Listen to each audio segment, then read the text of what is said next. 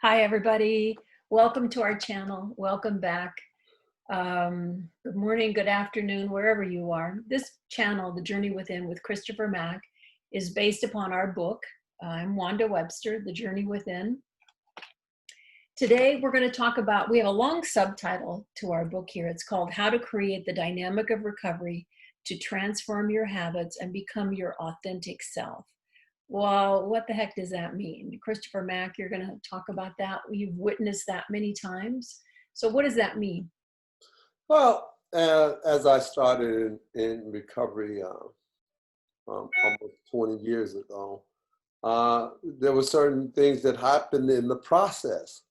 And by following the instructions of the sponsor and other people who had gone before me, who had sobriety, who had abstinence, I began to notice for myself things that start to occur within inside of me.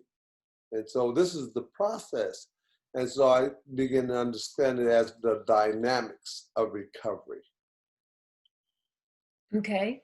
So take us through what you witnessed in maybe someone that all of a sudden they took a moment and they're observing something based upon probably a question that you presented to them. Something. Uh, Give me some more clarity on Or yourself. When did it happen within yourself? Because this book is based upon our own experiences. that. We Well, I think, I think, I think one of the things that happened for me is when I was in a meeting and all of a sudden I step outside after the meeting and I'm sitting there. And all of a sudden, I realized that I wasn't thinking about anything. And that moment, it was just clear. If I wanted to think about something, it was the fact that I wasn't thinking. And I said, well, wow, I'm not thinking about anything. And that was amazing to me. It also I began to take that moment to the next moment in the sense that whenever I wasn't thinking about anything, there was this freedom that I had. If you don't have anything in that space, something will automatically rush in. But on that day, nothing rushed in, and I found that I marveled at the idea that I was not thinking. Mm-hmm. Well, because we talk about in the book that addiction is not about substance, it's about obsessive compulsive thoughts. And that could be about anything. It could be about people pleasing, it could be about sugar, it could be about social media. Is that when trying to control the habit, the brain is in an obsessive pattern. Right. And when you're trying to control something, it seems like you get more of the thing you're trying to control, the thing that you don't want. It keeps coming up and you keep on adding something to it. And now you find yourself out of control.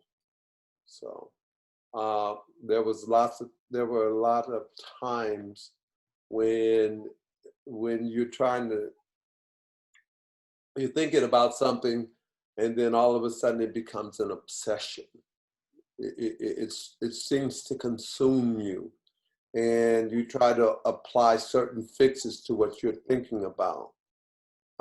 And now you're in bondage to that thing you're thinking about, and you have to keep on responding to it.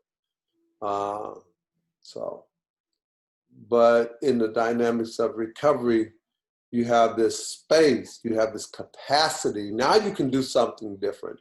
Now you can think about anything you want to think about, but those things that you think about now are not imposing upon you. And that's how you reach that level of now it is choice. Well, yes, because you always remember choice is always more than one option, but habits, good or bad, are habits. And habits is always imposing upon our time, our energy, And since we have certain habits, they might even be good habits. I'm not sure, but they say it's time to do this, Mhm. and you might want to do something else. And so choice is not available because the habit is dictating which way you go and what you do. Can you talk about becoming the observer of your life?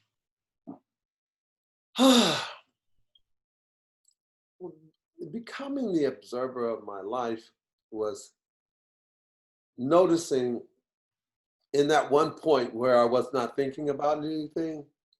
Now it's like I'm looking at myself, not thinking about anything. And that's when I became the observer. But see, being able to observe your own life, it's an extra added dimension. So now you don't have to, uh, you don't have something, some outside force or some negative idea controlling you, because now you say, oh, in that moment of being the observer, you're actually creating capacity. So now you have room, some movement. You can move either way anywhere you want to go. Oh, wait a minute. I don't have to think about this right now. And so now you're being the observer who gets a chance to choose what it is that you want to do. So what do I want to do this moment? Well, at that moment when I was standing out there in the hot sun on Crocker downtown after the meeting, uh, next thing was to do was to go back to work. Well, also the key is that to go into a space of non-judgment about it, and not being a victim, not feeling sorry for yourself. Oh, poor me. Well, A true observer. a true observer is not there to even fix it. It's just there to watch. And by watching something, it gives you an opportunity to make decisions on what you're watching and what kind of outcome do I want here. I said, oh, wait a minute. I can do this, this, and this. I'm no longer, I'm no longer, I'm no longer under this compulsion or this imposition upon what I should do or what I shouldn't do. Now I can say, wait, let me do this.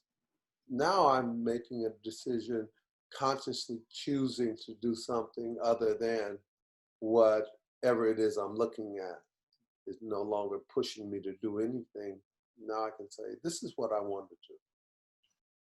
And generally when you make that choice, it may be the healthy choice. Not right or wrong, but sometimes we have to make a healthy choice so that we can have a better outcome. Got it. So if you don't have our book yet, it's called The Journey Within. Our book facilitates that process for you of helping you become the observer of your life, to move through the process of recovery, of healing your traumas and your wounds. The book is available on Amazon, Target, and barnesandnoble.com. Christopher, do you have anything to wrap up for today? Well, the wrapping up is, sometimes when we are not the observer, when we're moved by judgments of ourselves, we start to dislike ourselves and don't even realize how much we don't like ourselves. But when we start to become the observer, we start to, I like to say, let ourselves off the hook. And we start to enjoy ourselves for who we are and not for what we think we should be or what anybody else should think we should be. We get that moment of freedom to actually appreciate ourselves. I mean, the good, the bad, and the ugly, it's my responsibility to appreciate me for what I am and what I'm not. So Beautiful. give us a chance and give yourself a chance uh, to have a much more solid relationship with yourself. To not be in bondage to those thoughts, beliefs, ideas, perceptions that are probably not true anyway. Yes. love you today. Thank you.